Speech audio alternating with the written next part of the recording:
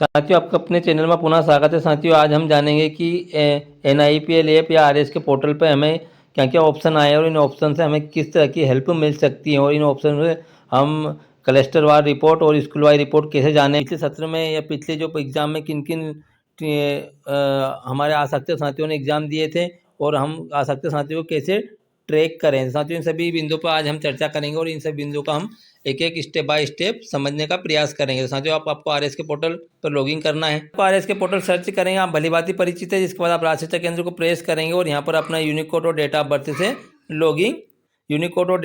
Logging होना है।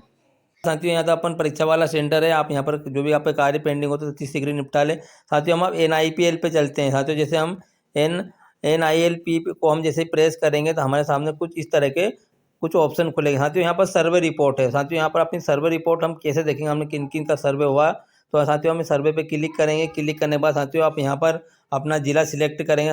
हमारा ज़िला सीहोर है तो हम सीहोर ज़िला सिलेक्ट करते हैं। और जिसके बाद साथियों, आप अपना ज़िला सिलेक्ट करने के बाद अपना विकासखंड सिलेक्ट करें। आपका विकासखंड, आपका जो भी विकासखंड रहा है। और जिसके बाद साथियों, आपका कलेक्टर साथियों आपका जनशिक्षा केंद्र रहेगा। आपको GS के बाद सिलेक्ट करना पड़ेगा, तो आपको GS के सिलेक्ट करें और यहाँ आल में आल ही रहने दो। 100 वाले ऑप्शन को आप प्रेस करेंगे। साथियों, जैसे आप इसको प्रेस करते हैं, GS के प्रेस किया हो, GS के प्रेस करने के बाद आपके सामने आपकी यहाँ स्कूल जनशिक्षा केंद्र के अंतर्गत आने वाली समस्त स्कूल, क्लस्टर के अंतर्गत आने वाली समस्त स्कूल खुलेगी। और यहाँ पर इनके द्वारा अभी तक कितने कितने आसाक्षरों का इन्होंने सर्वे किया है, यहाँ पर पूरा डिटेल में दिखाई देगा। साथियों, आप जो संख्या लिखी है, आप इनके ऊपर जैसे ही क्लिक करेंगे, जैसे यहाँ 92 लिखा है या 51 लिखा है, इन पर आप जैसे ही प्रेस करेंगे, क्लिक करने के बाद आपकी पेज एक से अधिक पेज आ रहा है। साथियों, यहाँ जो 10 लिखा है, इसको आप संख्या बढ़ा सकते हैं। आप इसको अगर 100 कर देंगे तो आपके यहाँ 100 जो नंबर है खुल जाएंगे। समग्र ID, उनका लर्नर का नाम है, उनका father mother name, date of birth और उनका यहाँ पर एक ID नंबर और किसने आपका सर्वे किया है। कोई हमारा अक्षर साथी ने किया तो उसका नाम भी रहेगा, कि शाला प्रमुख या किसी टीचर ने किया तो उनका नाम भी यहाँ पर रहेगा। इस प्रकार अपन सारे हमारे लर्नर को हम देख सकते हैं, हमारे आसक्ति साथियों को हम देख सकते हैं। और देखने के बाद साथियों, वो सर्वे आल सर्वे हमारे यहाँ पर दिख जाएंगे। अब साथियों, यहाँ पर कुछ ऑप्शन दे रखे हैं, या DPC वगैरह इनके लिए है कि इनकी मॉनिटरिंग के इनका स्टेटस क्या है, इन्हें विजिट किए है, कौन कौन की स्कूल की विजिट किए है।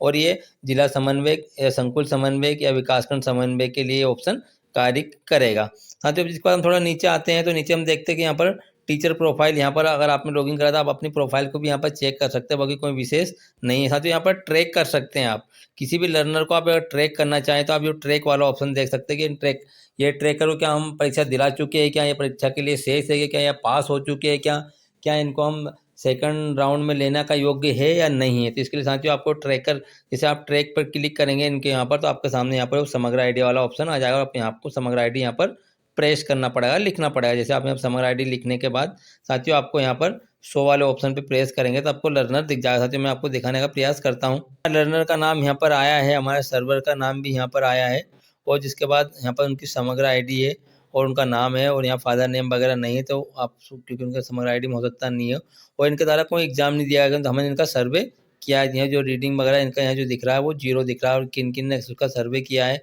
वो भी यहाँ पर दिख रहा है। उनका मोबाइल नंबर, शिक्षक ने किया, शिक्षक का नाम और हमारे साला का पूरा हिस्ट्री हमारे सामने आ रही है। तो साथियों, इस तरह से हम ये ट्रैक भी कर सकते हैं कि इस लर्नर ने हमारी परीक्षा दी कि नहीं दी, या आसाक्षर साथी ने परीक्षा दी कि नहीं दी है।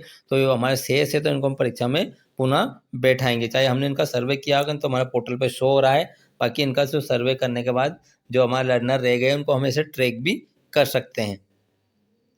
साथियों, ये हमारे लिए सबसे कंफर्टेबल और सबसे अच्छी चीज़ है, क्योंकि हम उनको ट्रैक कर लेंगे तो हमें ये मालूम पड़ जाएगा हमारा जो आसक्ति साथी है उनका द्वारा परीक्षा अभी उनने भाग लिया है कि नहीं लिया है। तो यहाँ उत्तीर्ण हो या पास हो, इनका रिजल्ट दिखता, और नहीं तो वो अगर फेल हो गए तो उनको पुनः हम परीक्षा में बैठा सकते हैं। अगर कोई लर्नर फेल भी दिख रहा है तो हमको पुनः परीक्षा में हम बैठाकर पुनः परीक्षा दिलवा सकते हैं। ट्रैक के बाद साथियों, हमारे सामने आता है यहाँ पर रिजल्ट एंट्री प्रोग्रेस। यहाँ पर रिजल्ट को अगर हम चेक करना चाहते हैं, रिजल्ट के लिए भी हम अगर क्लिक करेंगे तो हमारे सामने कुछ इस तरह का फिर इंटरफेस खुलेगा। और अब यहाँ पर ये जो हमारा सितंबर माह में जो हमने रिजल्ट परीक्षा ली थी उसकी परीक्षा के संबंध में, और यहाँ पर हम हमारा ब्लॉक सिलेक्ट कर सकते हैं, जो भी आपका ब्लॉक रहा है। कलेक्टर सिलेक्ट करेंगे। अपना कलेक्टर सिलेक्ट करने के बाद जैसे आपने कलेक्टर सिलेक्ट किया, 100 वाले ऑप्शन को प्रेस किया, अपने GSO को सिलेक्ट करेंगे, और जिसके बाद साथियों आपको यहाँ पर आपकी स्कूल को सर्च करना है। आपने कितना अपने आ सकते हो। साथियों आपने परीक्षा में सम्मिलित हुए थे उनका डाटा यहाँ पर दे रखा है। अगर आप इनको भी आप देखना चाहते हैं, जैसे आप जैसे हमारे यहाँ 8 है तो 8 को हम क्लिक करेंगे।